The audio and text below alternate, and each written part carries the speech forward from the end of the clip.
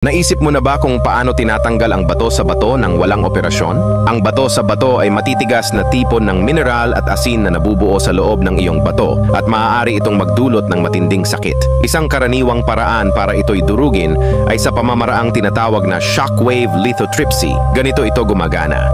Una, hihiga ang pasyente sa espesyal na mesa at gamit ng doktor ang X-ray o ultrasound para hanapin ang mga bato. Pagkatapos, matataas na alon ng enerhiya ang itatama ng direkta sa mga bato para madurog ito sa maliliit na piraso.